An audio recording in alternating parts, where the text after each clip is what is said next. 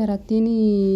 nurraa korrojji waan ta'eef keessa keenya nun gubina abbo. Osoo ishiin viidiyoo sana amma dhumaatti osoo hunda isaa isinii fide hin eeyyamu malee osoo dhageessanii wanti ishiin jette keessattuu biyya koo irratti jette biyyi koo haammataadha.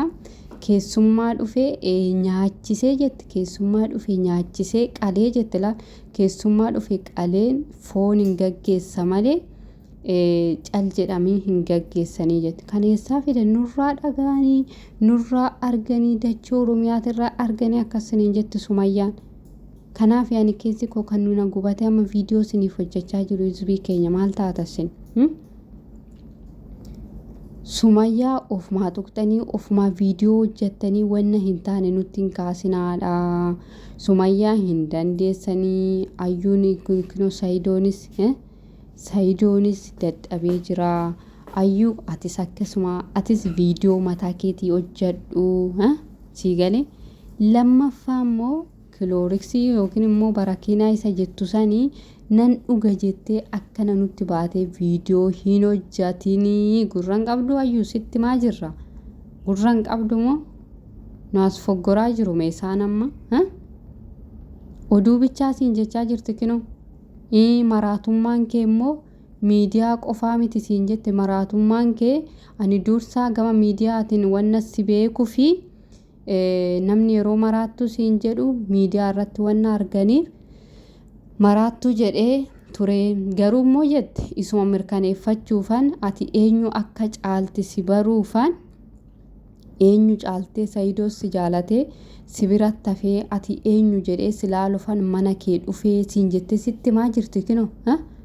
sitti maa jirti isa yummoo maraatummaan kee immoo isa miidiyaa qofaatirraa miti isa miidiyaa qofaatirraa miti ganaa miidiyaa duuba jechuudha yookiin immoo kaameraa jarbaa jette kaameraa duubatti kanaan hin dubbannetu jira kanaan ani ol baasee hin dubbannetu jira salphina kee ganaa takka takkaan gadi sii guuraa siin jettee jirti kanaaf jennaani adabadha mana nu dhagaasini naman dhageessanii ayyuu fi Saayidoo nu dhagaadha ani eenyummaa kiyya kuulanii gaafadha itti kuulanii immoo eenyu seetan isaa dheengadda viidiyoo isiniif hojjedhe warri ilaaltanii kuulaniin immoo hiriyaa Sumayyaati mana ayyuu deemtee gaafa ayyuun afxiraa fi hiriyoota Saayidoo waamtee Adaamatti gaafa Saayidooni sarratanyaa siif fidaa jedhuuni hojjattuu manaa hin fidinii fi hojjattuu manaa hin fidiniin eenyummaa ishii ogummaa ishii baruu qabda nutis immoo baruu qabna sarratanyaa maaliif fidda jettee firixi jettee kaatee lola uumte jechuudha ishiidha kuulanii kan jettu hiriyaa Sumayyaa kan turte waa'ee kiyya Sumayyaa waa'ee kiyya jette waa'ee kiyya kuulanii gaafadhu yoo ana baruu barbaadde abeet duuti kana caala jira yaayyuu gadi baay'iti immoo baru kilooriksiin dhugaa Sumayyaan na arrabsite bakka nagaa naaf tura hordoftoonni koo na jaalattanii jedhin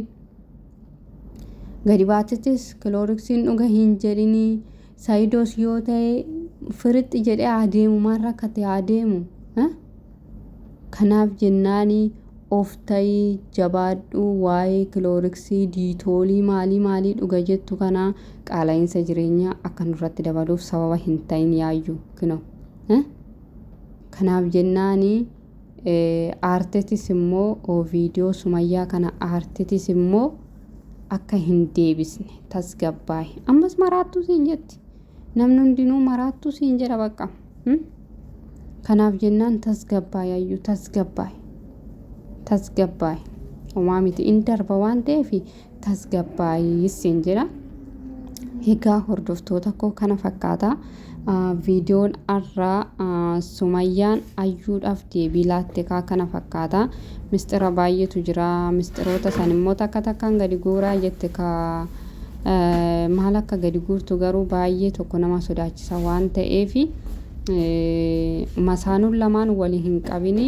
yoo wal qabde garuu baay'ee rakkoo guddaa waan ta'eef kanas hin jedha hordoftoota koo kanaaf warri masaanuu irratti heerumuuf deemtan kinoo isaan irraa barumsa fudhaa hin heerumina warra masaanuu isin irratti fuudhu irratti tole